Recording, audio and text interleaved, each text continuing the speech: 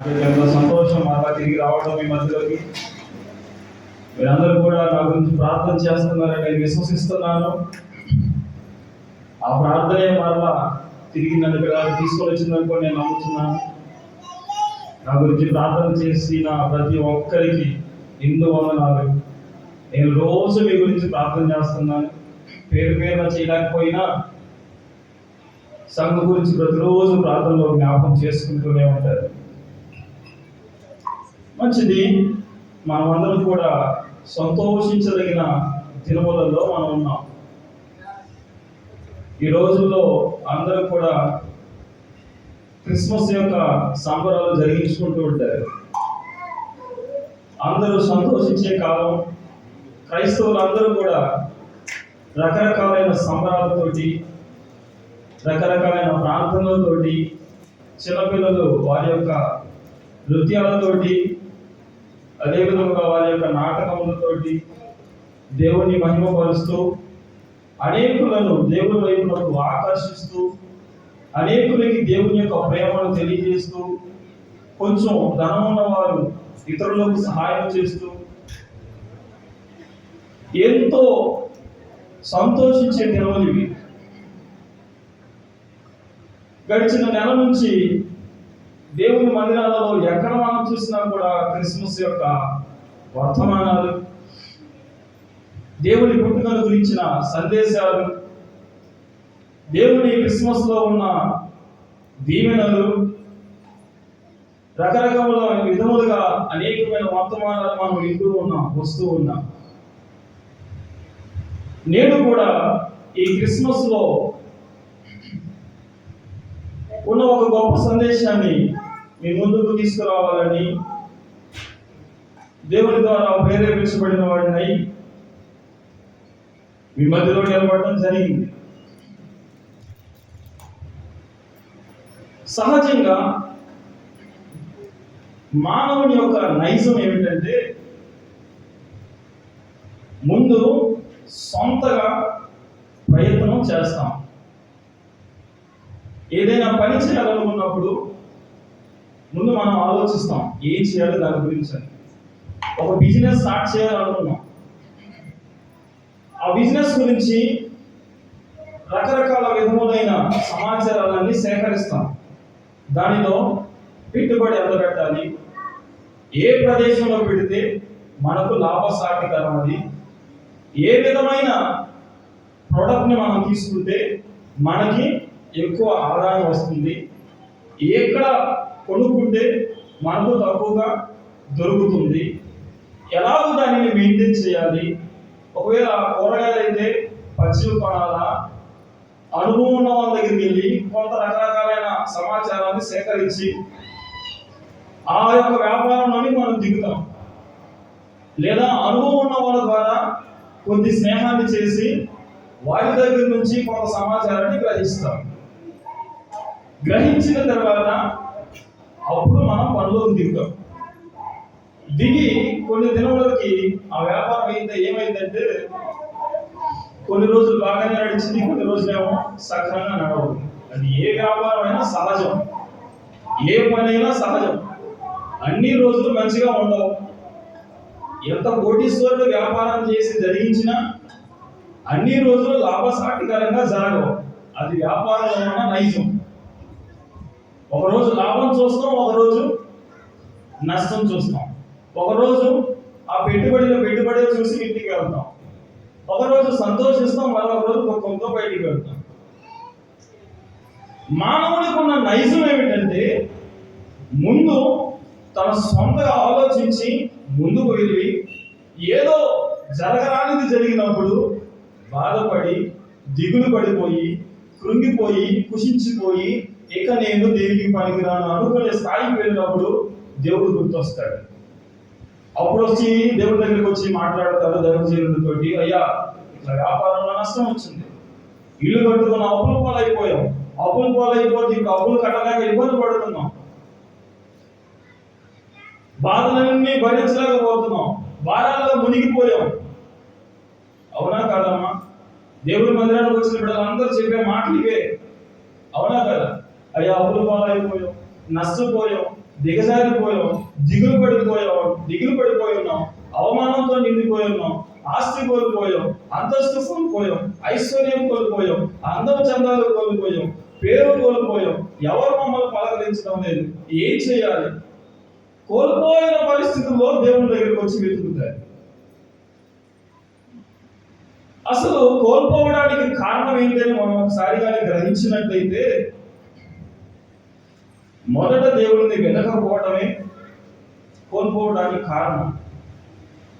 అయితే దేవుడు ఎలాంటి వ్యక్తి అంటే, నువ్వు ఏ స్థితిలో దేవుడి దగ్గరికి వచ్చినా నిన్ను మరలా తిరిగి పైకి లేవడానికి యథాస్థితిలో నిన్ను నిలబెట్టగలిగిన వాడే నా దేవుడు. దేవుడికి స్తోత్రం.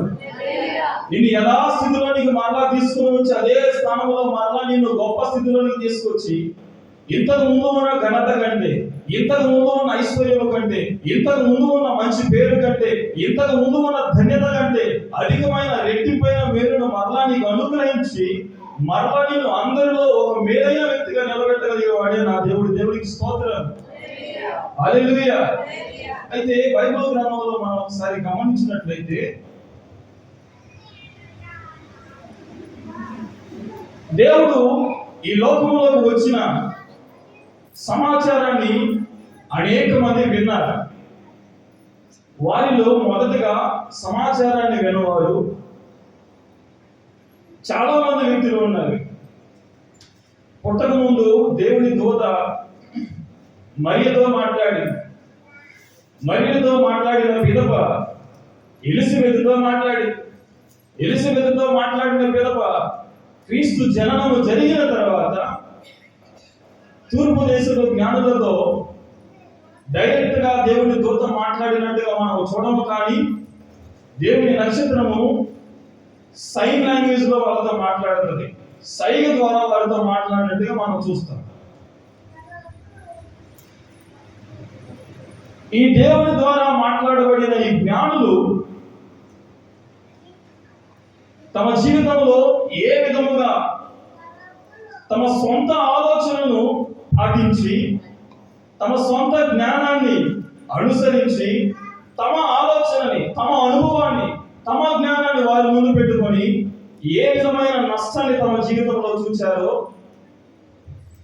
అంతా కోల్పోయిన తర్వాత వారి జ్ఞానం వారికి ఐశ్వర్యాన్ని తీసుకురాలేదు అని తెలుసుకున్న తర్వాత, మనం కోల్పోయాము, మనం సరైన మార్గంలో లేము, మనం సరైన విధానంలో లేము, మనము సరైన దారిలో లేము అని ఎప్పుడైతే వాళ్ళు అర్థం చేసుకొని మరలా దేవుడి దగ్గరకు వచ్చి దేవుడి ద్వారా ప్రేరేపించబడి దేవుడి ఆత్మ ద్వారా బోధించబడిన వారై ఎప్పుడైతే మరలా నక్షత్రమును వెంబడించి ఆ నక్షత్రం ఆగిన బెత్లెహేము ఊరిలోనికి వెళ్ళి ఆ యేసు ప్రభు పుట్టిన శిశువుని ఎప్పుడైతే చూచారో, అప్పుడు మరలా కోల్పోయిన దీవెన, మరలా కోల్పోయిన ఆశీర్వాదం, మరలా కోల్పోయిన పేరు, మరలా కోల్పోయిన అనుభవం సమస్తము వారికి అనుగ్రహించబడ్డాయి. నేటి మనం జ్ఞానం చేసుకోబోయే అంశము కూడా ఇది. ఈ జ్ఞానులు తమ సొంత ఆలోచనను, తమ సొంత జ్ఞానాన్ని ఆధారం చేసుకున్నప్పుడు కోల్పోయినది ఏంటి? మరలా తిరిగి దేవుని దారిలో నడిచినప్పుడు వారికి అనుగ్రహించబడిన ధన్యత ఏమిటి? నేటి మన ధ్యానాంశం దేవుని దారిలోని ధన్యత. ఆమె దేవుని స్తోత్రం. దేవుని దారిలో ఉన్న ధన్యత ఏమిటి? దేవుని మార్గాన్ని మనం అనుసరిస్తే మనం పొందుకునేది ఏమిటి? దేవుని మార్గానికి వేరై మన సొంత ఆలోచనని, మన సొంత జ్ఞానాన్ని, మన సొంత పేరుని నమ్ముకొని ఏమి మనం కోల్పోయాం. క్రీస్తు జననం ద్వారా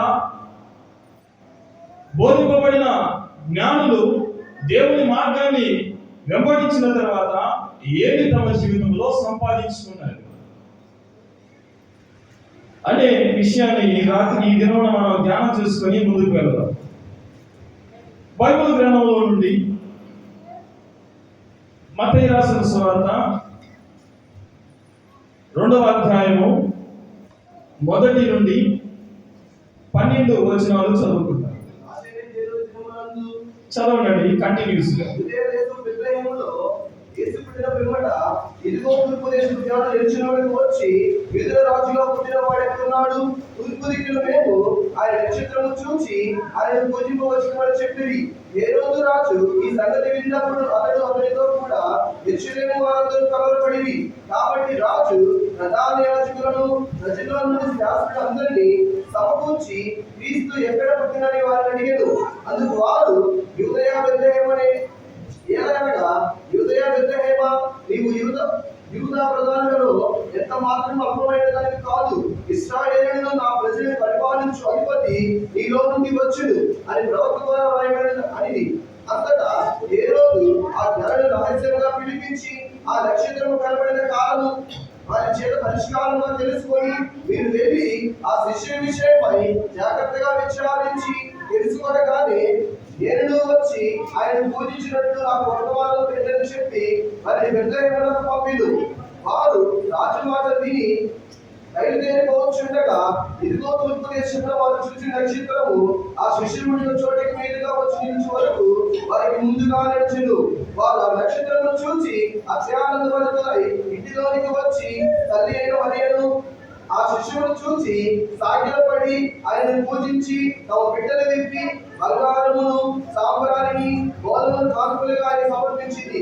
తరువాత హేరోదునకు వెళ్ళవద్దని స్వప్నమును దేవుని చేత వదిలిపబడిన వారు మరొక మార్గంలో తమ దేశంలోకి తిరిగి వెళ్ళిరి. పరిశుద్ధమైన తండ్రి, జీవము కలిగిన దేవా, మానవుని యొక్క హృదయంతో మాట్లాడగలిగిన వాడా, మాట్లాడే దేవుడా, నీ పరిశుద్ధ పాదముల ఎదుట ఈ మధ్యాహ్న కాల సమయంలో మేమందరం వచ్చి మా యొక్క హృదయములను, మనస్సులను, శరీరములను నీ దయగలిగిన హస్తములో మేము సమర్పించుకుంటున్నాము. నీ పరిశుద్ధ ఆత్మ అభిషేకముతో నన్ను మా బిడ్డలను నింపండి. మానవుని యొక్క మనుగడకు, మానవుని యొక్క మనస్సుకు కావలసిన ప్రతి ఒక్క మాట మా అందరితో సూటిగా స్పష్టంగా మీరు మాట్లాడండి. నీ ఎదుట నిలబడి ఉన్న నన్ను నీ ఆత్మ అభిషేకంతో నింపి నీ నోటి బోడగా మాత్రమే నన్ను వాడుకోండి. నీ మాటల ప్రభువా, నీవు బోధించిన ప్రతి మాట నీ బిడ్డలకు తెలియచేయడానికి నన్ను వాడుకోండి. మా అందరికి వినగలిగిన చెవులను, గ్రహించుకోగలిగిన హృదయాన్ని మా అందరికీ మీరు దయచేయండి. ఆటంకపరుస్తున్న అపవాది యొక్క తంత్రములను, సాతాను యొక్క శక్తులను యేసు నామములో మేము బంధిస్తున్నాం. నీ ఆత్మ నడిపింపు నాకును మాకును దయచేయమని యేసయ్య నామములో అడిగి వేడుకొంచున్నాము తండ్రి, ఆమేన్. పిల్లలారా జాగ్రత్త, మాట్లాడొద్దు, సైలెంట్గా దేవుని వాక్యాన్ని విన్నాం. కొద్ది నిమిషాలు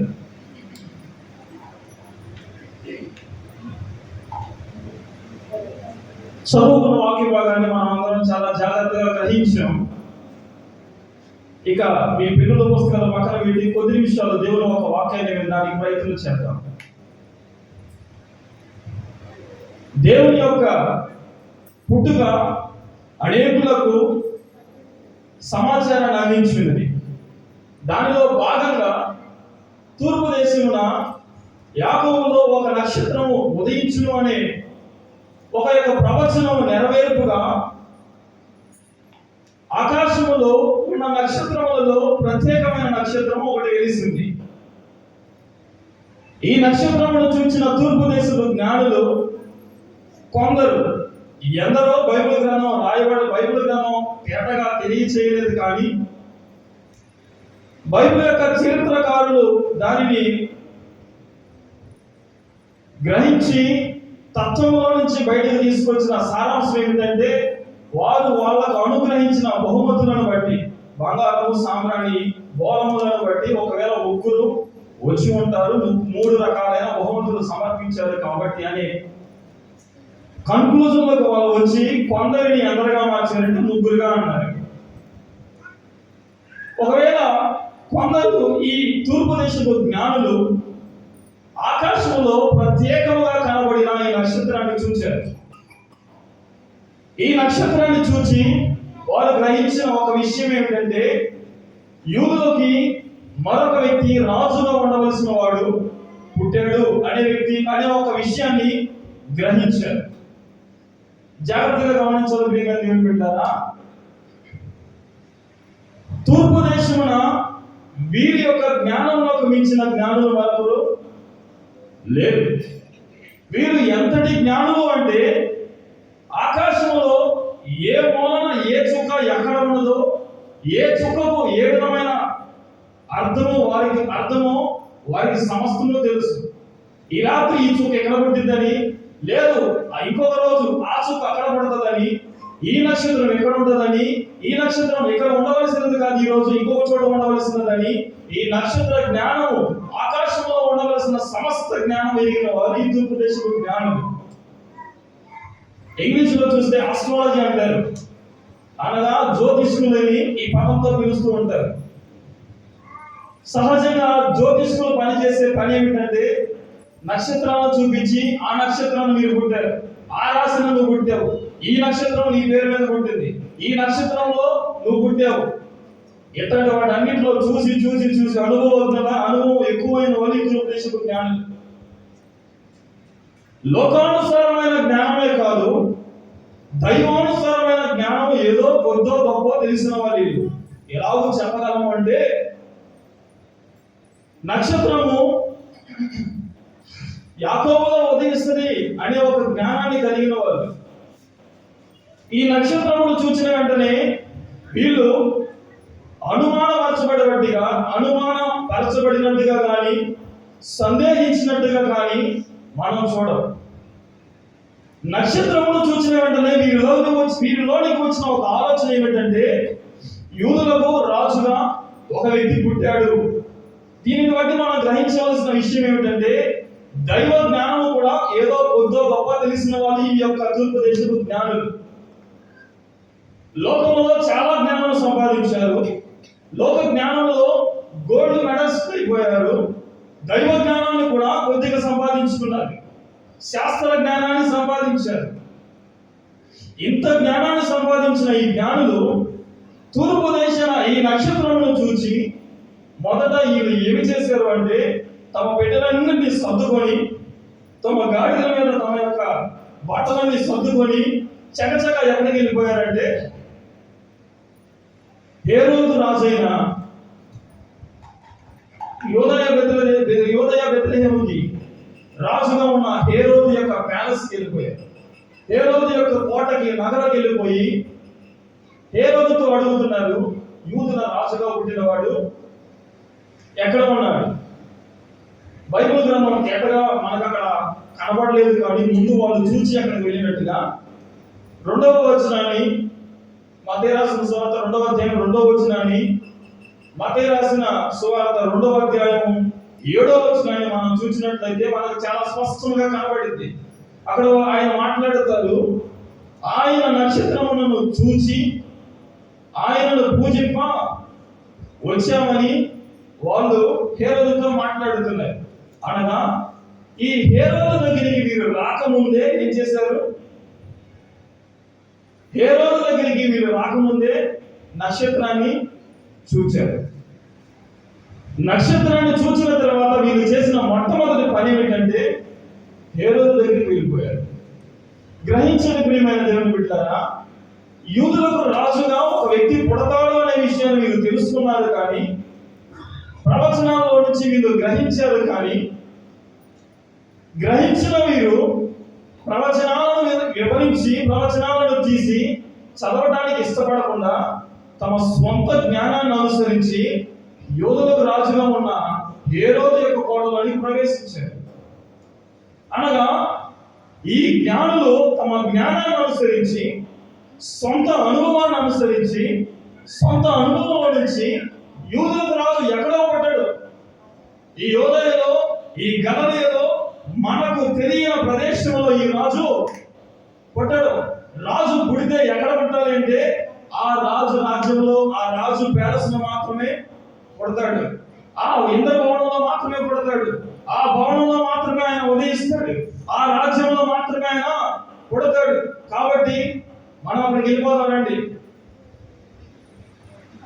ఈ ఇంత ఇంత జ్ఞానము కలిగిన ఈ తూర్పు దేశపు జ్ఞానులు నక్షత్రములు చూసిన వెంటనే మొట్టమొదటి చేసిన పని ఏంటంటే సొంత జ్ఞానాన్ని అనుసరించి ప్రయాణాన్ని మొదలు పెట్టారు. దేవునికి స్తోత్రం. వారి యొక్క సొంత మార్గాన్ని అనుసరించారు. సొంత జ్ఞానాన్ని ముందు పెట్టుకొని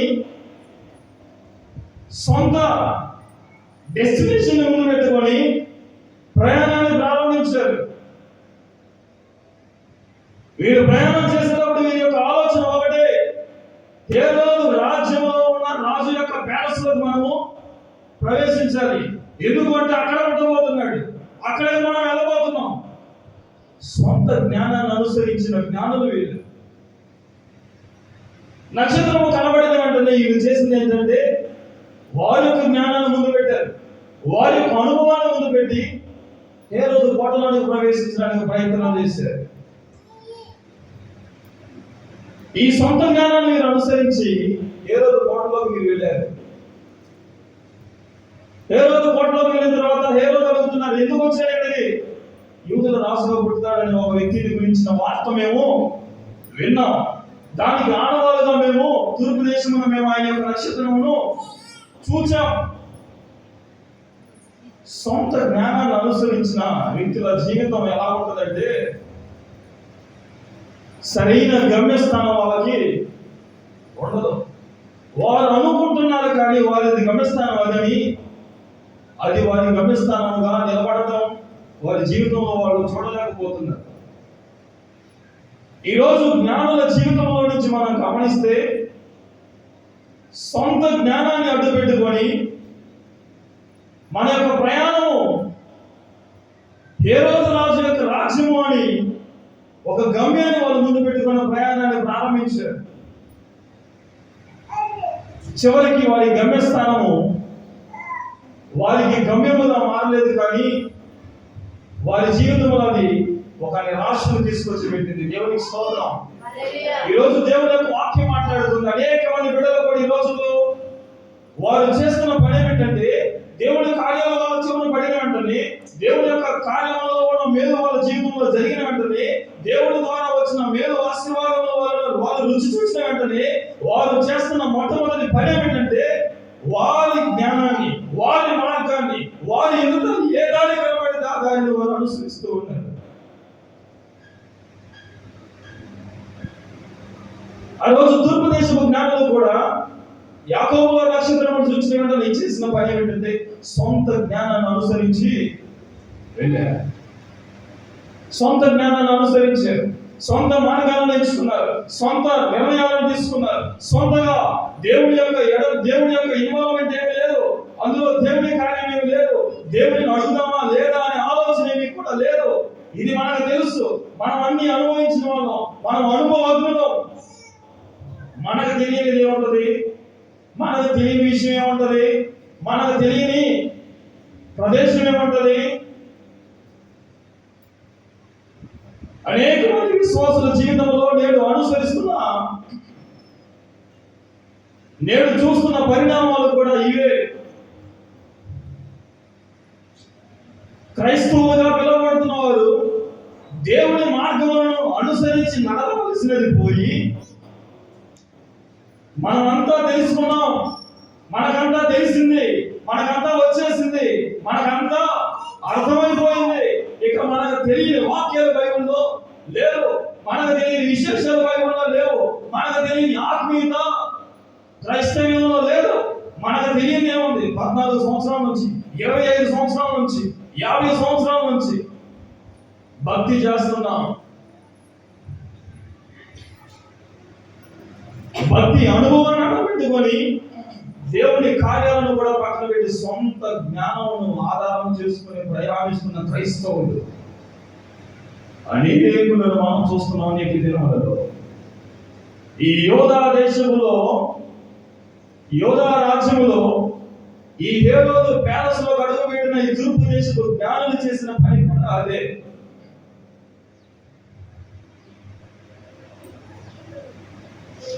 వీరు సొంత జ్ఞానాన్ని ఆధారం చేసుకొని ఎటు వెళ్ళారో తెలియదు.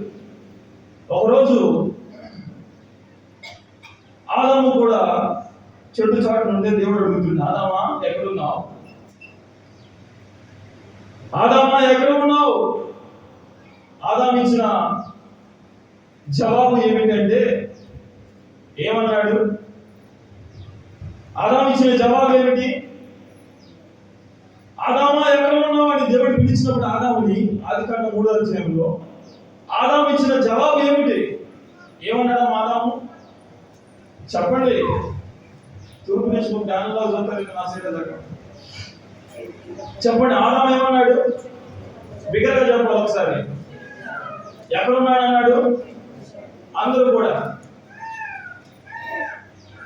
ఆ పిల్లడు చెప్తున్నాడు, మీరు చెప్పండి. ఎక్కడున్నాడు ఆదాము? కొంచెం గట్టిగా చెప్పండి.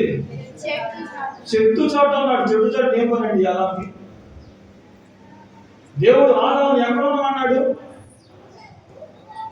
దేవుడు ఆదాముని ఎక్కడ ఉండమని దేవుడు ఆదాము చేశాడు? దేవుడు ఆదాముతో మాట్లాడిన మాటలు కానీ మనం గ్రహిస్తే ఆదాముతో అంటాడు, ఆదామా ఈ తోట నీది, ఈ తోటలో ఉన్న సమస్తము నీది. నువ్వు దేనికి ఏ పేరు పెడతావో సమస్తము కూడా అదే పేరుతో నివసించాలి. ఈ భూమిని నిందించండి, ఈ భూమిని మీరు అభివృద్ధి చేయండి, దీనిలో ఫలించండి, నాటండి. దేవుడు ఎప్పుడన్నా చెప్పాడా చెట్టు చాటు పోమని? దేవుడు ఎప్పుడన్నా చెప్పాడు ఆ చెట్టు చాటు పో, ఈ చెట్టు చాటు పోమని? మరి ఆదాముకి ఏమి పని? ఎందుకు చెట్టు చాటున దాక్కోవలసిన పరిస్థితి వచ్చిన ఆదాము జీవితంలో? దాపరికం పరిస్థితి ఎందుకు దాపరించిన ఆదాము జీవితంలో? దాక్కోవలసిన పరిస్థితి, దాక్కోవలసిన అనుభవం ఎందుకు వచ్చింది ఆదాము జీవితంలోకి? ఎందుకు వచ్చిందో తెలుసా? దేవుడి మాటను పక్కన పెట్టి, దేవుని ఆజ్ఞను పక్కన పెట్టి, దైవ కార్యాలను పక్కన పెట్టి, దేవుడు తనకు అనుగ్రహించిన ప్రతి ఒక్క ఆజ్ఞలను పక్కన పెట్టి, తన సొంత ఆజ్ఞని, తన సొంత జ్ఞానాన్ని అనుసరించి ముందుకు నడవడానికి, ముందుకు నడిచాడు కాబట్టి, నడవడానికి సిద్ధపడ్డాడు కాబట్టి ఎక్కడ దాక్కోవలసి వచ్చింది? చెట్టు చాటు వెళ్ళవలసి వచ్చింది. తమ సొంత జ్ఞానాన్ని అనుసరించి నడిచిన ప్రతి వారి యొక్క జీవితంలో ఎదురు చూసే మొట్టమొదటి మెట్టు ఏమిటంటే, వారి గమ్యస్థానం వాళ్ళకి ఎక్కడో తెలియదు, కానీ వాళ్ళు ఏం చేస్తా ఉంటారంటే ఎవరిని చూసినా కూడా దాక్కుంటా ఉంటారు. ఈ తూర్పు దేశం జ్ఞానులు కూడా ఇప్పుడు అదే చేయబోతున్నారు. ఆదాము తన సొంత జ్ఞానాన్ని అనుసరించి ముందుకు వెళ్ళి చేయరానిది చేసి దేవుడు అడిగితే అన్నాడు, చెట్టు చాటు దాక్కున్నానయ్యా. ఎందుకు? ఎక్కువగా మాట్లాడాలనుకోవట్లేదు.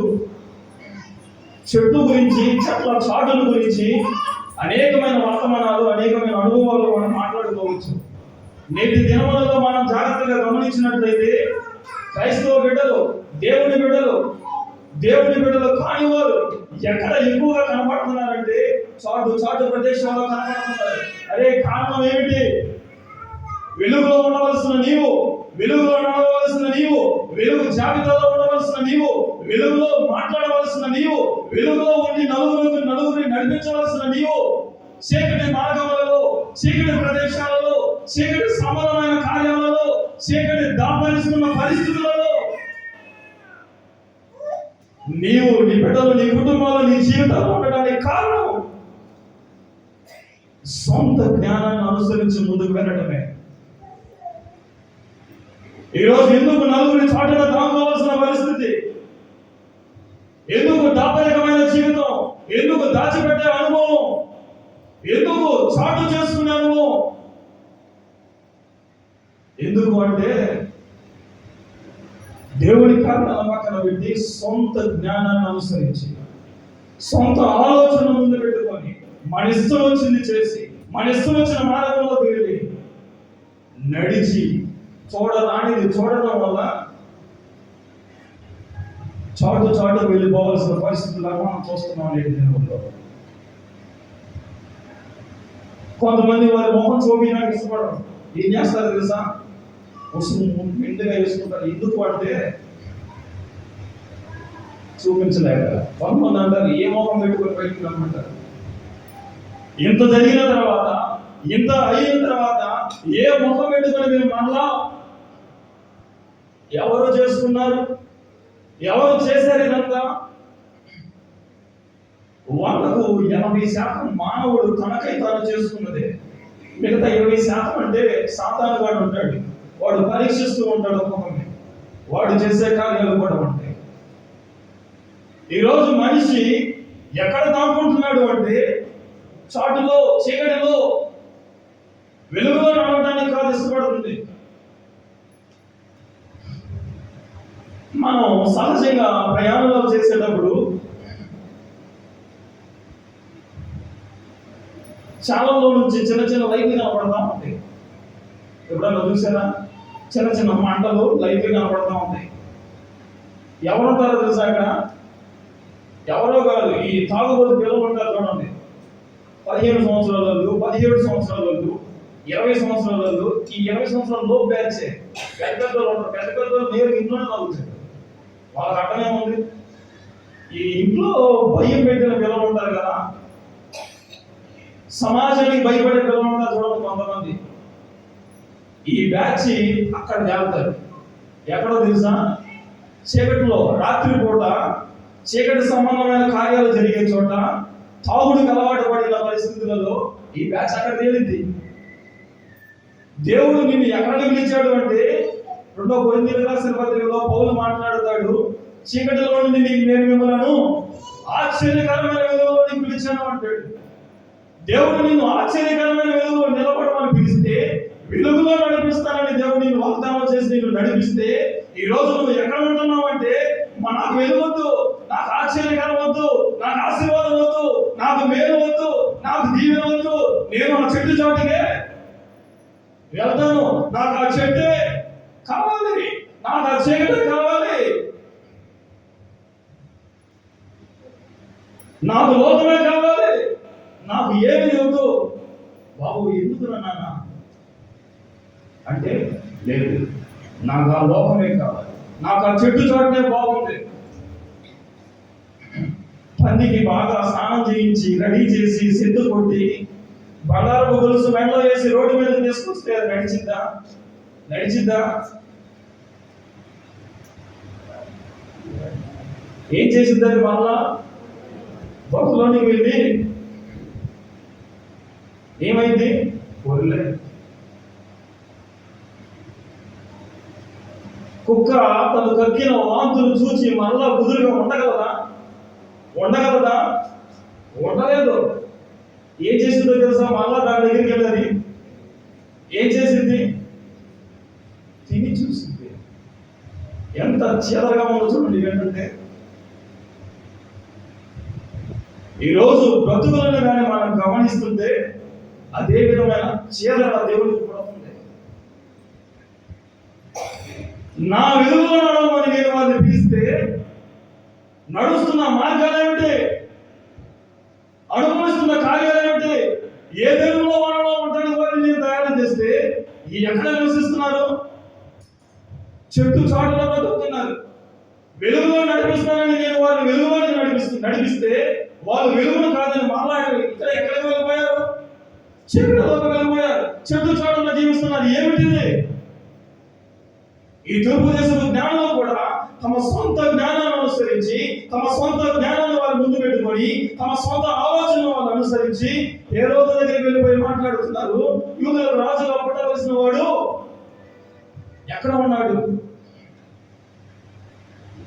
వారి గమ్యస్థానం ఏమిటో వారికి అర్థం కాకుండా పోయింది. ఈ రోజు నువ్వు నీ సొంత జ్ఞానాన్ని అనుసరించి నువ్వు ముందుకు వెళ్తున్నావు అంటే దేవుడు అడుగుతున్నాడు, నువ్వు ఎక్కడ ఉన్నావు? ఏ విధమైన పరిస్థితులలో ఉన్నావు? దేవుడు ఈ రోజు నిన్ను అడగలేదు, ఎక్కడనే ఉన్నావు అని నిన్ను అడిగితే ఏం సమాధానం ఇస్తావు? అయా నిజమే, 25 సంవత్సరాల క్రితం ఆ నక్షత్రం నా జీవితంలో కూడా ఉదయించింది. 40 సంవత్సరాల క్రితం ఆ నక్షత్రాన్ని నేను కూడా చూశాను. కానీ ఇప్పుడు నేను నడుస్తున్న బాట మాత్రం అది చూపించే బాట కాదు. ఇప్పుడు నేను వెళ్తున్న విధానం మాత్రం నీకు ఇష్టమైన విధానం కాదు. నేను ఇప్పుడు నడుస్తున్న మార్గం మాత్రం నీకు ప్రీతికరమైనది కాదు. దేవుడు ఈ దినం అడుగుతున్నాడు, ఎక్కడున్నావు? ఏ మార్గంలో ఉన్నావు? ఏ పరిస్థితులలో ఉన్నావు? దేవుని జ్ఞానం అనుసరించి నడుస్తున్నావా, లేదా నీ సొంత జ్ఞానం, నీ సొంత ఆలోచన అనుసరించి నడుస్తున్నావా? ఈ దినం దేవుడు నేను అడిగింది ఎక్కడున్నావు అని అడిగితే ఏమి సమాధానం ఇవ్వగలుగుతావు?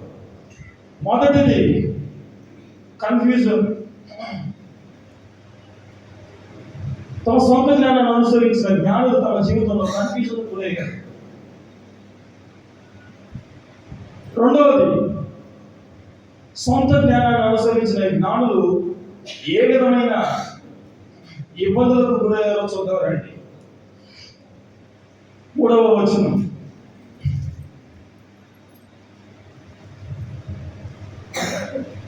రెండవ అధ్యాయం 3వ వచనం.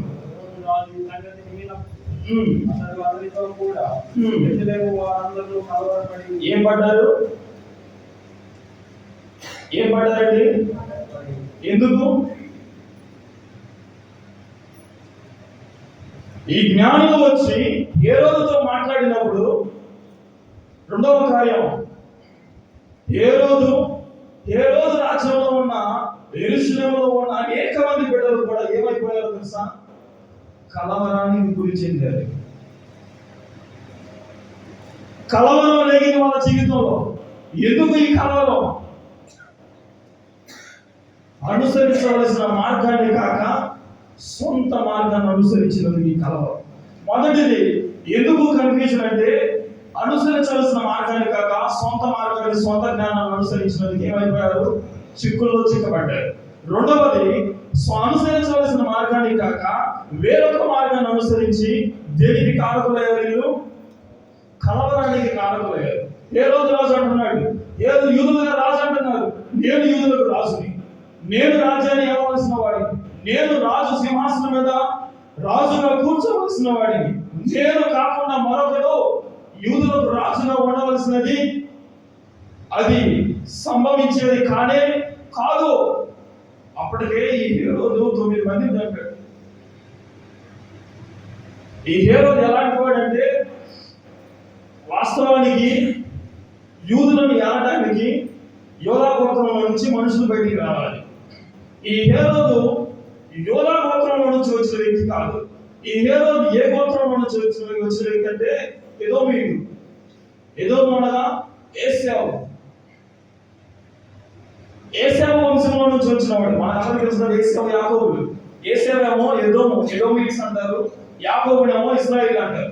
ఈ ఇశ్రాయేల్లో 2 జాతులుగా బయటకు వచ్చాయి. ఇశ్రాయేలు యూదులుగా బయటకు వచ్చారు. దీంట్లో 12 గోత్రాలు బయటికి వెళ్ళిపోయినాయి. దీంట్లో ఏశావు అనగా ఎదోమీయులుగా బయటకు వచ్చేసారు చరిత్రలో. ఈ ఎదోమీయుల జాబితాలో నుంచి బయటకు వచ్చిన వ్యక్తి ఈ హేరోదు. వాస్తవానికి వీళ్ళకి పరిపాలించే హక్కు లేదు. వాస్తవానికి ఈ సీటు మీద కూర్చోడానికి అర్హత వాళ్ళకి లేదు.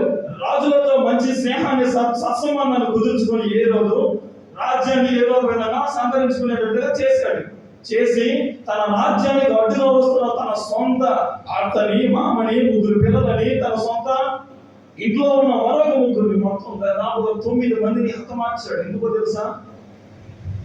రాజ్యానికి అడ్డొస్తున్నాడని ఒక పేరుతోటి. అతను కాకుండా మరొకడు ఎవరు యూదుల మీద రాజుగా ఉండకూడదు అనే ఒక ఆలోచనతోటి దాదాపుగా 9 మందిని చంపి పడేశాడు. అటువంటి వ్యక్తులకు వచ్చి అడుగుతున్నారు, యూదులకు రాజుగా పుట్టవలసిన వాడు ఎక్కడ ఉన్నాడు? పుట్టినవాడు ఎక్కడున్నాడు అంటే, ఈ హేరోదు హృదయంలో ఏమి రేగిందో తెలుసా? కలవరం రేగింది. ఈ హేరోదు హృదయంలోనే మాత్రమే కాదు, ఈ హేరోదు హృదయంలో రేగిన కలవరం యెరూషలేము రాజ్యం మొత్తం కూడా రేగింది. ఎందుకు అంటే, ఆ మాట వినిన వెంటనే ఈ హేరోదు ఏం చెప్పాడంటే, ఈ రాజ్యంలో పుట్టిన ప్రతి ఒక్క బిడ్డలను, ప్రతి ఒక్క చిన్న బిడ్డను ఏం చేయండి? చంపేసి. ఈ రాజ్యంలో కలవరానికి పుట్టడానికి గల కారకులు ఎవరు అయ్యా అని ఆలోచిస్తే ఎవరు తెలుతారు తెలుసా?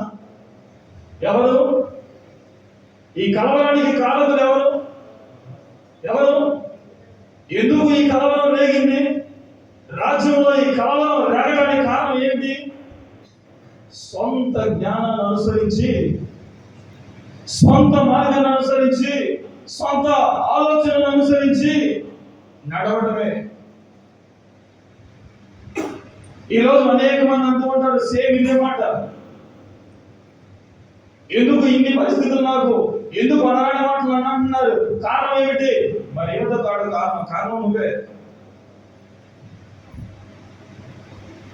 నీ సొంత ఆలోచన, నీ సొంత జ్ఞానం, నీ సొంత మాటలను అనుసరించి నడిచి చేసుకున్న దానికి ఇప్పుడు అనుభవిస్తున్నావు అంతే. దేవుడి మీద పెట్టద్దు. దేవుడికి నీకు అంతా చేశాడు. దేవుడు నిన్ను కన్యలతో చూడాలని కదా నిన్ను పిలిచింది. దేవుడు నిన్ను కష్టాల పాలు చేయాలని కదా నిన్ను పిలిచింది. దేవుడు నిన్ను ఏదో కష్టాల గుండా తీసుకెళ్లాలని కదా నిన్ను పిలిచింది. దేవుడు నువ్వు ఏడుస్తుంటే సంతోషించాలని కదా నిన్ను పిలిచింది. దేవుడు నాకు ఎప్పుడు ఎందుకు ఈ బాధలు నాకు, ఈ కన్నీళ్ళు ఎందుకు నాకు, ఈ కష్టాలు ఎందుకు నాకు, ఎప్పుడు దేవుడు నాకు జాగ్రత్త. కన్నీళ్ళ పాలు చేయడానికి, కష్టాల పాలు చేయడానికి, నువ్వు దీన్ని ఏడిపించడానికి కాదు దేవుడు పిలిచింది. అనుభవిస్తున్నదంతా దేనికి కారణం అంటే నువ్వు చేసుకున్న దానికి. నీ సొంత జ్ఞానాన్ని అనుభవిస్తున్నావు కాబట్టి, నీ సొంత జ్ఞానాన్ని అనుసరిస్తున్నావు కాబట్టి, నీ సొంత అనుభవాన్ని అనుసరించి నడుస్తున్నావు కాబట్టి చూడరానిది నీ జీవితంలో చూస్తున్నావు. వాస్తవానికి జ్ఞానంలో దాపరించవలసిన పరిస్థితి కాదు. ఎంతో విలువ కలిగిన వాళ్ళు వీళ్ళు, ఎంతో గొప్ప పేరు కలిగిన వాళ్ళు వీళ్ళు, ఎంతో ప్రతిష్ట కలిగిన వాళ్ళు వీళ్ళు, ఎంతో గౌరవాలు కలిగిన వాళ్ళు వీళ్ళు. ఇంతవంటి వారి జీవితంలో దాపరించిన పరిస్థితులు ఏమిటంటే ఏనాడు కూడా కన్ఫ్యూజన్ లేదు వీళ్ళ జీవితంలో. వీళ్ళు ఏది చెబితే అదే జరిగేది, వీళ్ళు ఏది మాట్లాడితే అదే జరిగేది. అప్పటి వరకు ఎప్పుడైతే వీళ్ళు సొంత జ్ఞానాన్ని అనుసరించారో వీళ్ళు అనుకున్న జరగల, వీళ్ళు అనుకున్న మార్గం రావట్లా, వెళుతున్న మార్గంలో దారి కావట్లా.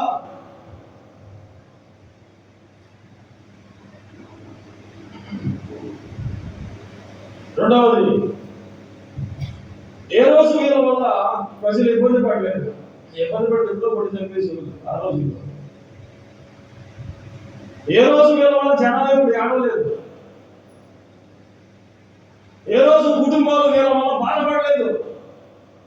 కానీ ఎప్పుడైతే తమ సొంత జ్ఞానాన్ని, తమ సొంత మార్గాలను, తమ సొంత అనుభవాన్ని ముందు పెట్టుకుని ముందుకు నడిచారో ప్రజల హృదయాలలో ఏడుపునకు కారణమయ్యారు. కొంతమంది బిడ్డలు వాళ్ళ కుటుంబానికే కాదు, సమాజానికి, ప్రజలకి, సమాజానికే కాదు అనేకులకు వాళ్ళు ఎక్కడ అడుగు పెడతా అక్కడ ఏడుపు. వాళ్ళు చెడిపోయింది కదా ప్రజలు చెడపడతారు, వారు పోయినా కదా ప్రజలు కూడా పోగొడతారు. ఒక ఆయన మాట్లాడాడు, ఏం పోతాను పోతా మిమ్మల్ని అందరూ కూడా నేను చెప్పాలనుకోవట్లేదు, వీడియో రికార్డ్ అయితే మళ్ళీ నన్ను రోజు తీసి పడేస్తారేమని. నేను పోతా ఏం చేస్తాను, మిమ్మల్ని అందరినీ తీసుకొని పోతానంటాడు. ఇట్లాంటి జాబితాలో ఉన్న వాళ్ళు అనేకులు ఈ తూర్పు దేశపు జ్ఞానులు తమ సొంత మార్గాలను అనుసరించి అనేకుల ఏడుపులకు కారణమయ్యారు, అనేకుల యొక్క జీవితంలో కన్నీళ్లకు కారణమయ్యారు, అనేకుల జీవితంలో కలవడానికి కారణమయ్యారు. వాస్తవానికి వేల కుటుంబాల్లో రావాల్సింది కాదది. వాస్తవానికి మనం భరించే బాధ మనది కాదు. ఎవడో వాడు వచ్చి పెట్టిన పూల, ఎవడో ఒకడు వచ్చి పెట్టిన ఆలోచన. ఎందుకు కొట్టుకుంటున్నారా భార్యాభర్తలు ఈ రోజుల్లో అనేకులు అంటే ఒకటే చిన్న మెసేజ్. ఏంటిది? చిన్న మెసేజ్.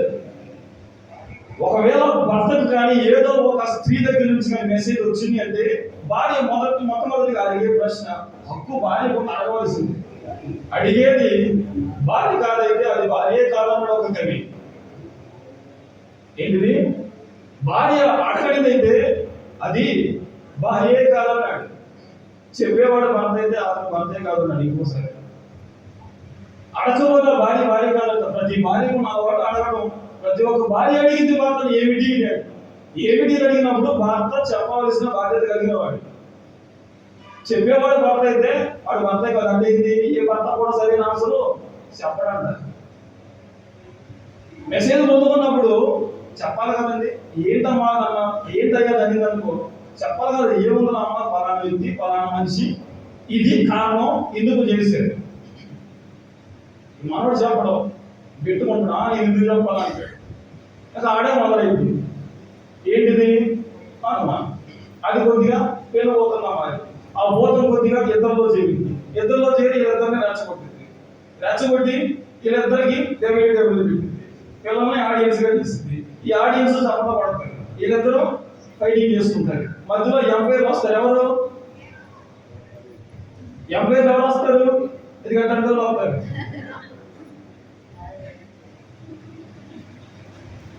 ఎందుకు ఇది జరుగుతున్నాయంటే పక్కన వాడు ఎవరో తీసుకొచ్చి పెట్టిన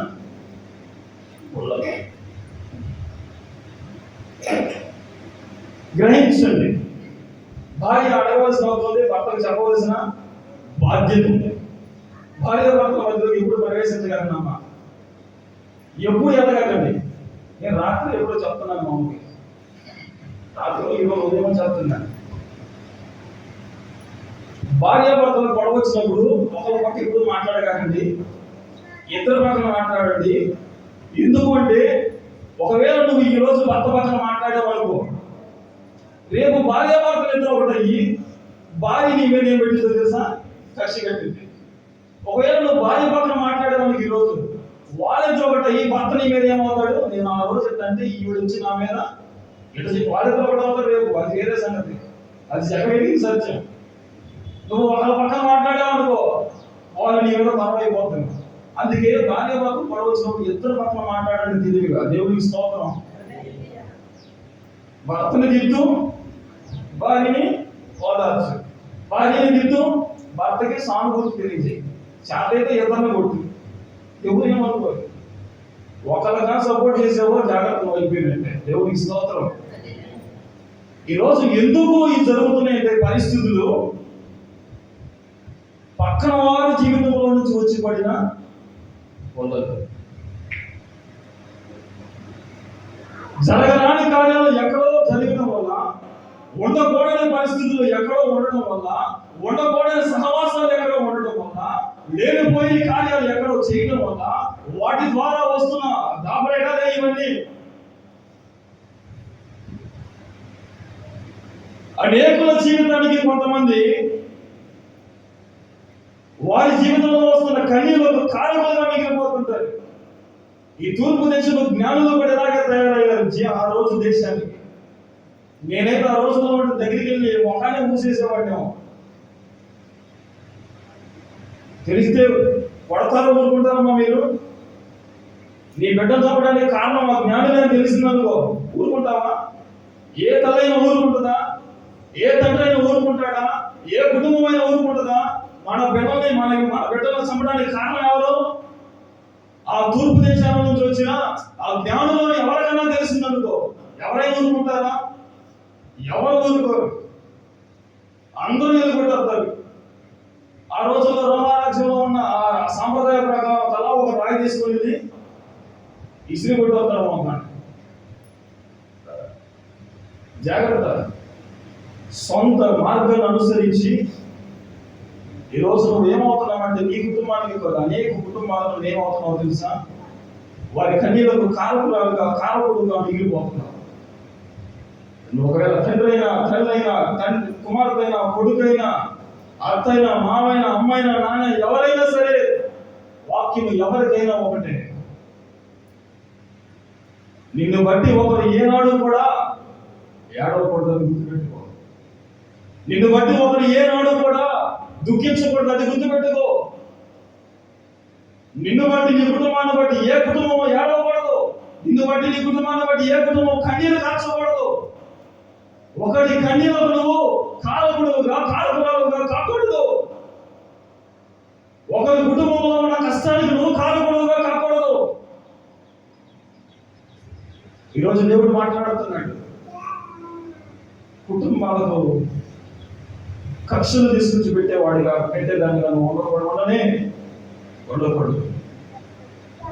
కుటుంబాలలో కలవరం రేపేవాడిగా నువ్వు ఉండకూడదు.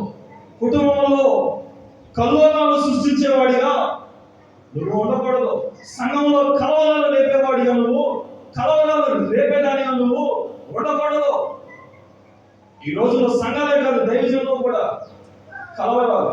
ఎందుకంటే దేవుని మార్గం అనుసరించవలసినది పోయి, దేవుని జ్ఞానం అనుసరించవలసినది పోయి, దేవుని మార్గం అనుసరించవలసినది పోయి, దైవత్వమును వారి ముందు ఉంచుకోవాల్సినది పోయి, తమ స్వంత మార్గాలను అనుసరించి నడవడం బట్టి అనేకుల కుటుంబాలలో, అనేకుల సంఘాలలో, అనేకుల బిడ్డల యొక్క జీవితాలలో కలవరానికి కారకులుగా మిగిలిపోతున్నారు. ఈ రోజు తూర్పు దేశంలో జ్ఞానులు తమ సొంత జ్ఞానాన్ని అనుసరించి, తమ సొంత మార్గాలను వారు ప్రయాణించి, తమ సొంత అనుభవాన్ని వారు అనుసరించి ఆ దేశానికే కలవరాన్ని తీసుకొచ్చి పెట్టారు. ఈ రోజు జాగ్రత్తగా గ్రహించాలి ప్రియమైన దేవుని బిడ్డారా. నిన్ను బట్టి ఎవరైనా ఏడుస్తున్నారా? నిన్ను బట్టి ఎవరైనా బాధపడుతున్నారా? నిన్ను బట్టి ఎవరైనా కన్నీరు కారుస్తున్నారా? నిన్ను బట్టి ఎవరైనా చింతిస్తున్నారా? గ్రహించు. ఎందుకు వాళ్ళు ఏడుస్తున్నారంటే దేవుని యొక్క జ్ఞానం నీలో లేదు. దేవుని యొక్క ఆజ్ఞలను అనుసరించే అలవాటు నీకు లేదు. దేవుని ఆజ్ఞలను అనుసరిస్తే జనాలు ఏడవాలనుకుంటారు, జనాలు నవ్వాలనుకుంటారు.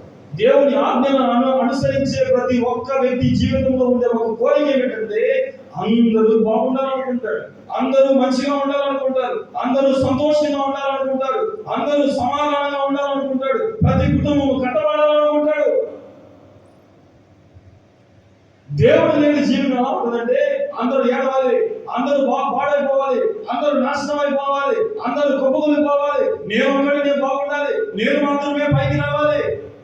ఇది దేవుడు లేని జీవితం. ఈరోజు దేవుడు కలిగిన జీవితంలో ఉన్నావా? దేవుడు లేని జీవితంలో ఉన్నావా? ఒకసారి గ్రహించు. దేవుని మార్గం అనుసరించే వ్యక్తిగా ఉన్నావా? దేవుని మార్గంలో కాక సొంత మార్గాలను అనుసరించే వ్యక్తిగా ఉన్నావా? మూడవది, తమ సొంత మార్గములను అనుసరించిన ఈ జ్ఞానుల జీవితంలో సంపాదించుకున్న మూడవ విషయం ఏంటంటే 2వ అధ్యాయం 4వ వచనం. కాబట్టి రాజు ప్రధాన యాజకులను ప్రజలలో ఉన్న శాస్త్రులను అందరినీ సమకూర్చి క్రీస్తు ఎక్కడ పుట్టాడని చాలండి వాళ్ళు యోదయ బెత్లెహేములని ప్రవచనాలు ఎత్తి మాట్లాడారు. గ్రహించని ప్రియమైన దేవుని బిడ్డలారా, పేరు ప్రఖ్యాతులు కలిగిన ఈ యొక్క తూర్పు దేశపు జ్ఞానులు ఏనాడు కూడా ఒకరి ద్వారా బోధించబడిన వారు కాదు. నేను గబగబా ముందుకు తీసుకెళ్లే ప్రయత్నం చేస్తాను. చెప్పడానికి చాలా ఉన్నాయి, చాలా విషయాలు ఉన్నాయి, ముందుకు తీసుకెళ్లే ప్రయత్నం చేస్తాను. ఈ తూర్పు దేశపు జ్ఞానులు ఏ రోజు కూడా ఒకరితో వాడి ఎదురు కూర్చొని నేర్చుకున్న వ్యక్తులు కాదు. ఎందుకంటే గ్రహించిన బిడ్డలారా, ఒకవేళ మన ప్రధానమంత్రి గారు తీసుకుందాం. మన ప్రధానమంత్రి గారి కంటే మనకు ఎక్కువ తెలుసా? లేదు, ఒక కోర్టులో ఒక జడ్జి గారిని తీసుకున్నాం, ఒక మెయిన్ జడ్జి గారిని తీసుకున్నాం. ఆయన దగ్గరికి వెళ్ళి ఆయనకు లా గురించి చెప్పేంత గొప్పలో మనం చెప్పండి. ఒకవేళ జడ్జి గారు చెప్తున్నాడు, నువ్వు పలానా దొంగతనం చేసావు, దొంగతనం చేసినందుకు నీకు 5 సంవత్సరాలు జైలు శిక్ష ఉండాలి అంటే, నేను గొప్పగా వెళ్ళిన జడ్జి గారి దగ్గరికి ఆర్టికల్లో 26, 27 ప్రకారం జడ్జి గారు దొంగతనం చేసిన వ్యక్తికి 5 సంవత్సరాలు జైలు శిక్ష పడటం అది అన్యాయం, 2 సంవత్సరాలు జైలు శిక్ష చేసి వదిలేయండి అని నేను చెప్పాను అనుకోండి, ఎలా ఉంటుంది? ఒకవేళ జడ్జి గారు అందరి ముందు కూర్చొని నా మాట జడ్జి గారు విన్నాడు అనుకోండి, ఎలా ఉంటుంది ఆయనకి? అది ఆయనకి ఎలా ఉంటుందని చెప్పండి? అంత హోదాలో ఉన్న వ్యక్తి, అంత చదువుకున్న వ్యక్తి, అంత స్థానంలో ఉన్న వ్యక్తి అందరి ఎదురుకి వచ్చి అందరి ఎదుట నిలబడి అందరి ముందు నా ద్వారా నేర్పించబడిన ఆ వ్యక్తి ఎలా ఉంటాడు? ఆయనకి అది ఎలా ఉంటుందో చెప్పండి? ఘనతగా ఉంటుందా? గొప్పగా ఉంటుంది ఆయనకి? అది ఎలా ఉంటుంది? అవమానం, నామోషిగా ఉంటుంది. సేమ్ సిచ్యువేషన్ చూడండి, యోగా దేశపు ఈ జ్ఞానం జీవితంలో కూడా జరుగుతుంది. ఎంత జ్ఞానం కలిగిన వాళ్ళు, ఎంత అనుభవం కలిగిన వాళ్ళు, ఎంత అనుభవంలో నుంచి బయటికి వచ్చిన ఈ జ్ఞానులు ఈ యోగా దేశంలోనికి వస్తే, హేరోదు రాజు దగ్గరికి వస్తే, హేరోదు రాజు చేసిన పని ఏమిటో తెలుసా? ప్రధాన యాజకుల్ని, శాస్త్రుల్ని పిలుచుకొచ్చి మీటింగ్ వేసేసాడు. మీటింగ్ పెట్టి అడుగుతున్నారు, వీళ్ళు యూదుల రాజులో పుడతారని ఇక్కడికి వచ్చారు, మీరు చెప్పండి అప్పుడు ఆయన అన్నాడు, యూదుల రాజుగా పుట్టేవాడు ఎట్లా కాదు ఆయన. మీకా ఆల్రెడీ ప్రవచించాడు. మీకా ప్రవచన గ్రంథం 5వ అధ్యాయం 2వ వచనంలో మనం చూడవచ్చు. బెత్లెహేము గురించి మాట్లాడాడు. మీకా ఆల్రెడీ మాట్లాడాడు. సో ఇది కాదు ప్లేస్, వాళ్ళు చెప్పింది తప్పు, వాళ్ళు చెప్పింది సరైనది కాదు అని చెప్పి శాస్త్రుల ద్వారా, ప్రధాన యాజకుల ద్వారా అందరి ముందు ఏం చేయబడ్డారు తెలుసా? అవమానపరచబడ్డారు. దేవునికి స్తోత్రం. ఈరోజు తమ సొంత జ్ఞానాన్ని అనుసరించిన తూర్పు దేశపు జ్ఞానుల జీవితంలో ఎదుర్కొన్న 3వ పాఠం ఏమిటంటే అవమానానికి గురైపోయారు. వాస్తవానికి వాళ్ళకు చెప్పవలసిన వాళ్ళు వీళ్ళు, వాస్తవానికి వాళ్ళకు బోధించవలసిన వాళ్ళు వీళ్ళు, వాస్తవానికి వాళ్ళకు తెలియజేయవలసిన వాళ్ళు వీళ్ళు.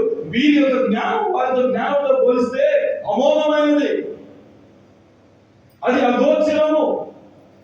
కానీ వాళ్ళ ద్వారా బోధించబడ్డారు వీళ్ళు, వాళ్ళ ద్వారా ఒక పాఠం నేర్చుకున్నారు వీళ్ళు.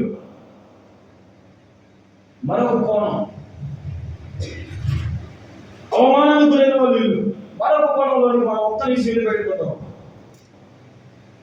అనేకలు అనుకుంటారు మాకంతా తెలిసిపోయింది, మేమన్నీ నేర్చుకున్నాం, మేమంతా చదివేస్తాం, మేమంతా తెలుసుకున్నాం, మాకంతా తెలిసిపోయింది, ఇక మేము తెలుసుకోవాల్సింది ఏమీ లేదు.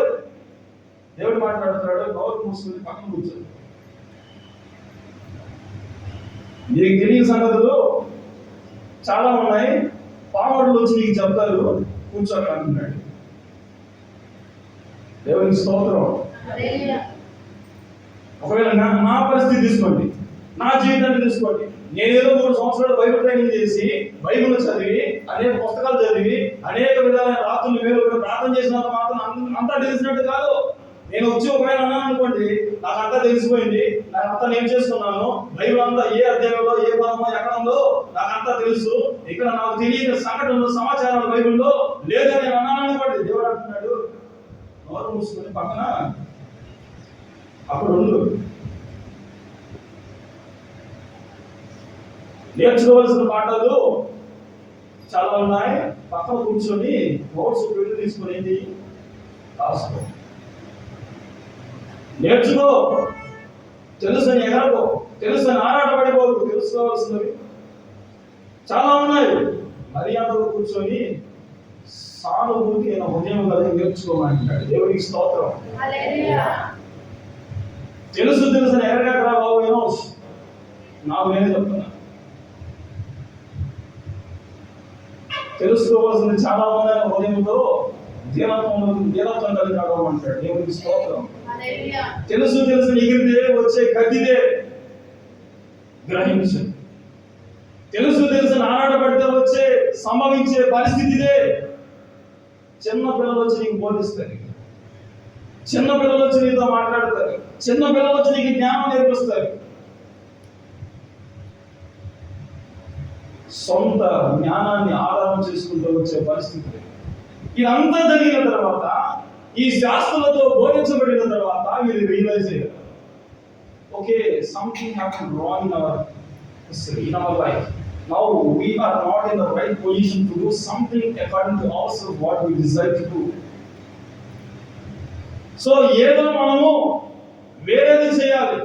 మనం ఇప్పుడు దాకా చేసిందంతా కూడా మనకు మంచి తీసుకొని రాలేదు, మనమంతా నష్టాన్ని చూసాం. సో ఇప్పుడు ఏం చేద్దాం, ఇప్పుడు ఆలోచనలు దిగారు. నేను అందుకే చెప్పాను, వ్యాపారాలు చూద్దాం అనుకున్నప్పుడు అందరూ ముందు ఆలోచించి, అనుభవాన్ని అనుసరించి, అందరూ అనుభవాలు తీసుకొని, మంచిది ఏదో లాభకరమైన ఏదో తీసుకొని స్టార్ట్ చేసి, దాంట్లో నష్టం వచ్చిన తర్వాత దేవుడికి పడతారు.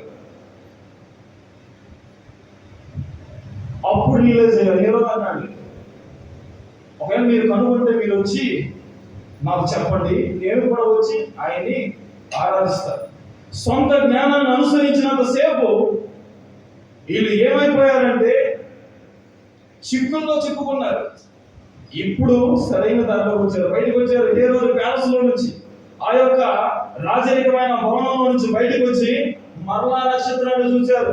వీళ్ళు ఎప్పుడు ఇంతకు ముందు ఏ రోజు దగ్గరికి రాకముందు నక్షత్రం వైపు చూసిన చూపు వేరు. ఏ రోజు భవనంలో నుంచి బయటకు వచ్చిన తర్వాత ఇప్పుడు మరలా నక్షత్రాన్ని నువ్వు చూస్తున్న చూపు వేరు. దేవునికి స్తోత్రం. హల్లెలూయా. ఏ రోజు రాజు దగ్గర రాకముందు వీళ్ళు ఆ నక్షత్రాన్ని ఎలా చూచారంటే, ఆ నక్షత్రం గురించి మనకు అంతలా తెలుసు, ఆ నక్షత్రం మనకు తెలిసిందే, ఆ నక్షత్రం మనకు పరిచయం అయిందే, ఆ నక్షత్రం మనకి అర్థమయ్యేదే, ఆ నక్షత్రం గురించిన సమాచారం మన దగ్గర ఉన్నదే, ఆ నక్షత్రం గురించి మనం చదవవలసిన అవసరం లేదు, ఆ నక్షత్రం గురించి మనము విచారించవలసినది లేదు, ఆ నక్షత్రం గురించి మనము పెద్దగా ఇబ్బంది పడవలసిన అవసరము లేదు. ఏ రోజు ప్యాలెస్ లో నుంచి బయటకు వచ్చిన తర్వాత ఆ నక్షత్రాన్ని ఎలా చూశారంటే, దాని గురించి మనకు ఏమీ తెలియదు, దాని గురించి చదవవలసిన అనుభవం మనకు లేదు, దాని గురించి విచారించేంత జ్ఞానం మనకు లేదు, దానిని అర్థం చేసుకునేంత జ్ఞానంలో మనము లేము. సో ఏం చేద్దాం? మర్యాదగా అది ఎటుపోతే అటు వెళ్ళిపోదాం. నక్షత్రం ఎటు కదిలితే వాటి వెళ్ళడం ప్రారంభించారు. నక్షత్రం ఎటు నడిస్తే వెళ్తున్నారు, ఎటు వెళ్ళిపోతే అటు వెళ్ళిపోతున్నారు. నక్షత్రం ఎటు అవుతుందో తెలియలేదు, ఎటు వెళ్తే సైలెంట్గా వెళ్తున్నారు. అప్పుడు కాలంలో ఒకవేళ జ్ఞానులు, గొప్ప ఐశ్వర్యం కలిగిన వాళ్ళు, పేరు కలిగిన వాళ్ళు, ప్రఖ్యాతి కలిగిన వాళ్ళు, కొద్దిగా ధనం కలిగిన వాళ్ళు అని మనం చూస్తాం. ఎందుకంటే బంగారం సాంబ్రాన్ని పూర్వం చేసుకొచ్చారు.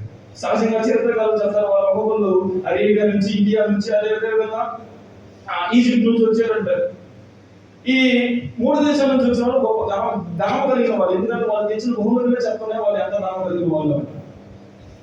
ఇంత ధనం కలిగిన వాళ్ళు ఏదో ఒక మార్గ సాధకం అనేది కలిగి ఉంటారు. ఆ రోజులు బట్టి మనం గమనించినట్లయితే ఒంటో గాడితో కలిగి ఉంటారు. ఇప్పుడు వీళ్ళు గబగబా ఆ నక్షత్రానికంటే ముందు వెళ్ళడానికి లేదు. ఎందుకంటే అది నిదానం నడిస్తే నిదానం నడవాలి, అది స్పీడ్గా పోతే స్పీడ్గా పోవాలి, అది స్లోగా పోతే స్లోగా పోవాలి. అది ఒకవేళ సిగ్నల్ పట్టిందంత రెడ్ సిగ్నల్ వీళ్ళేమవ్వాలి? ఒక్కోసారి నాకు గుర్తొస్తా ఉంటుంది, నేను ధ్యానం చేస్తున్నప్పుడు రాత్రి 1:30 2 గంటలు నాకు గుర్తొచ్చింది ఏంటంటే, ఇది ఎలా నడిపిస్తుందంటే ఒక్కోసారి మాస్టర్ ముందు బయట పట్టేసి నడుతుంటాడు, వెనక మేము ఎంత స్పీడ్లో ఆటో నడిపించుకుంటామో వాళ్ళ కదా. ఎందుకో తెలుసా? దానికి క్రాస్ చేస్తే ఏమంటది? క్రాస్ చేయలేము. మాస్టర్ గారి కారు ముందు పోతాం, వెనక ఆటో లేదా రావాల్సింది. మాస్టర్ గారు 40లో పోతే వెనక ఆటో పాటు ఎంతలో రావాలి? 40 రావాలి. మాస్టర్ గారు 30లో పోతే వెనక ఎంతలో రావాలి? మాస్టర్ గారు 50లో పోతే వెనక ఎంత రావాలండి? తప్పదు. ఏ రోజు ప్యాలెస్ నుంచి బయటకు వచ్చిన ఈ జ్ఞానుల పరిస్థితి కూడా ఇదే. దేవుడి మార్గం ఎలా ఉంటుందంటే, నీ ఇష్టం వచ్చిన స్పీడ్లో వెళ్ళడానికి ఉండదు. దేవుడి మార్గం ఎలా ఉంటుందంటే, నీ ఇష్టం వచ్చినట్టుగా మనం నడవడానికి ఉండదు, నీకు ఇష్టం వచ్చినట్టు పరిగెత్తడానికి ఉండదు. దేవుడి మార్గం ఎలా ఉంటుందంటే, దేవుడు ఎంతలో నడిపిస్తే అంతలోనే నడవాలి. దేవుడు ఎక్కడికి తీసుకువెళ్తే అక్కడికి వెళ్ళాలి. దేవుడు ఎంతలో తీసుకెళ్తే అంతలోనే ఉండాలి. దేవుడు ఎక్కడ పెడితే అక్కడే నివసించాలి. దేవుడి మార్గం నేర్పించేది ఏమిటంటే, ఏ పరిస్థితిలో ఉన్నా, ఏ స్థితిగతుల్లో ఉన్నా, ఏ విధమైన పరిస్థితులు నీకు వచ్చి ఆవరించినా దానిలో సంతోషించమని చెప్పేది దేవుడి మార్గం. దేవునికి స్తోత్రం. వీళ్ళు నడుస్తున్నారు దాదాపుగా ఈ యొక్క యెరూషలేము నుంచి బెత్లెహేముకి 7 మైళ్ళు. 7 మైళ్ళు అంటే 7 కిలోమీటర్లు ప్లస్ 7 అర్థం 3.5 14 కిలోమీటర్లు నడవాలి. ఇప్పుడు నడుస్తున్నారు. ఇప్పుడు ఎలా కలుపు వచ్చిందా? ఆగడానికి లేదు. ఎందుకు అది వెళ్ళిపోతుంది? అది వెళ్ళిపోవాలో తెలియదు. ఇప్పుడు నడిచి ఏమైపోతారు? అలసిపోవాలి. రాజుబాబు కూడా పాట పాడతారు, సేమ్ అనుభవం ఆయనకి కూడా. ప్రార్థనకి వెళ్తుంటే అందరూ అలసిపోయి ఆయన పాట పాడతారు. నడచి అలసిపోయినావా, నడవలేక సమస్యలు గెలిచిపోయినావా.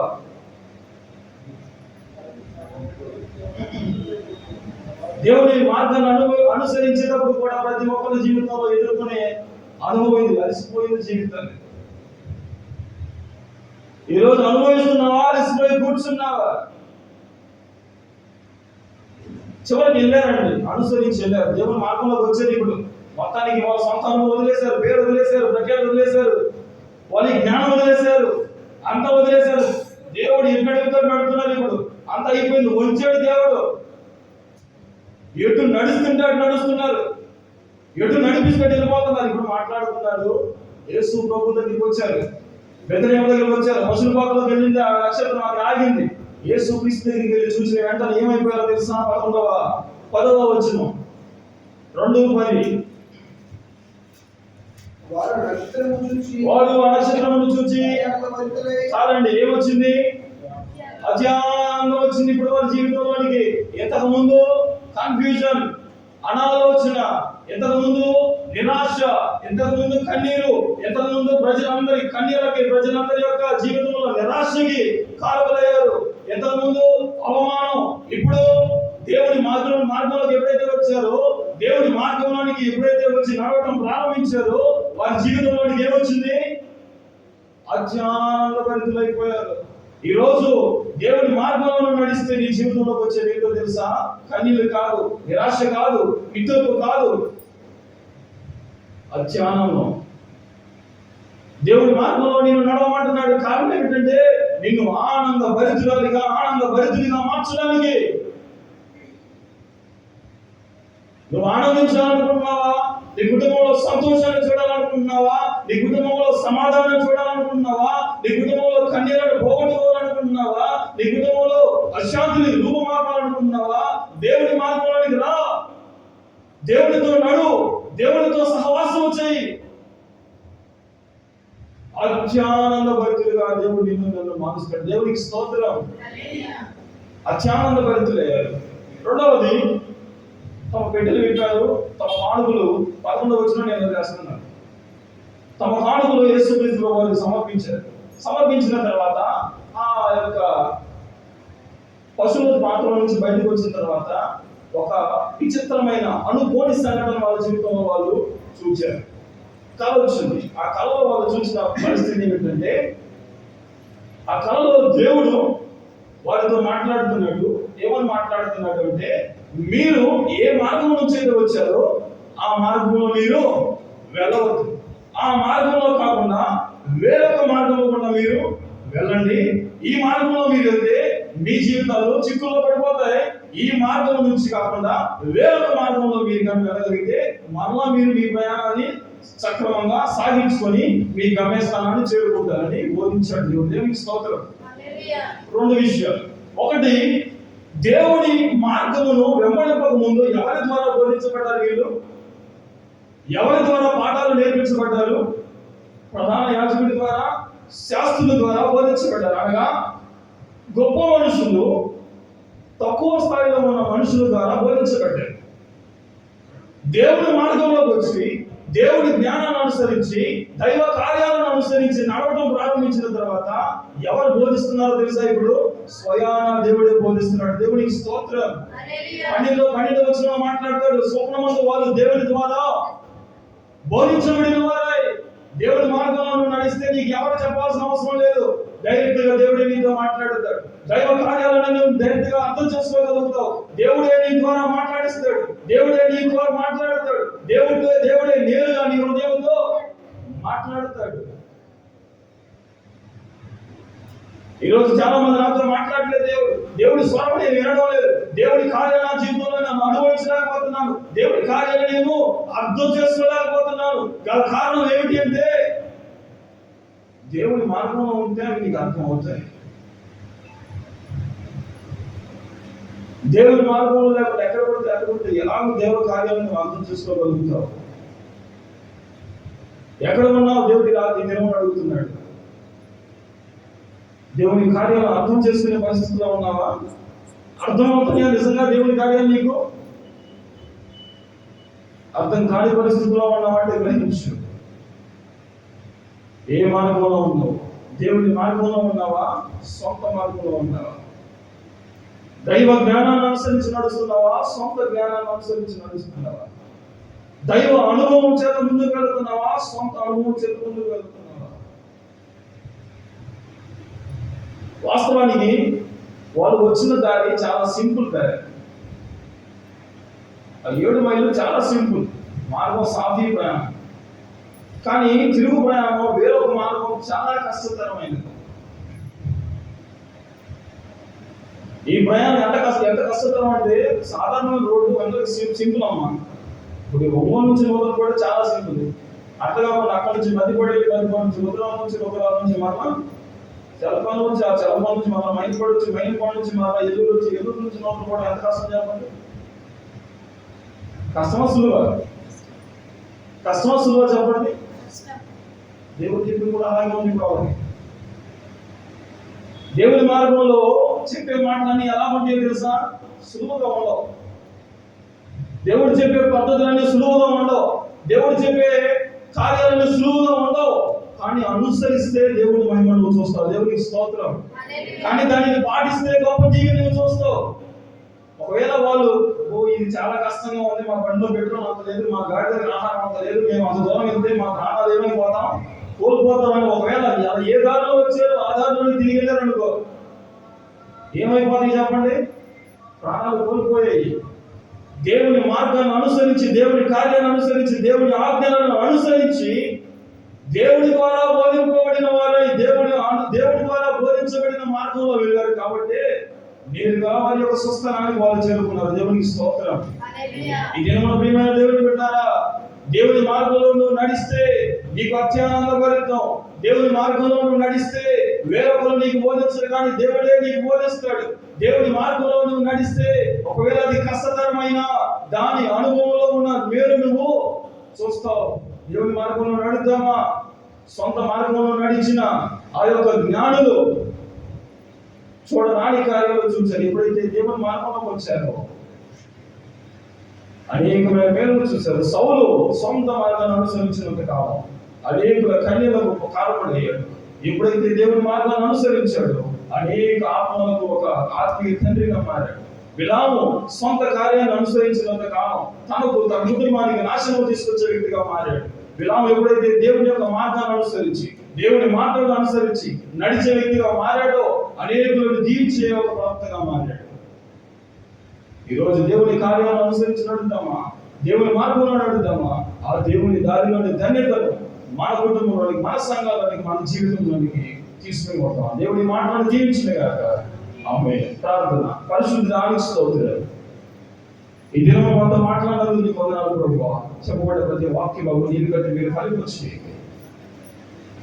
వాక్యంలోని సారంతో మేము అందరము కూడా మా జీవితంలో అనుసరించి దాన్ని మీరు పొందడానికి సహాయం చేయాలి. విన్న ప్రతి వాక్యమును నేను భద్రపరిచి ఫలించేదానిగా, ఫలవంతమైన దానిగా మీరు చేయమని నీకే వందనాలు, స్తోత్రాలు చెల్లించండి. యేసయ్య అతి పరిశుద్ధమైన నామములో ప్రార్థన చేసి అడిగి వేడుకుంటున్నాము తండ్రి. ఆమేన్.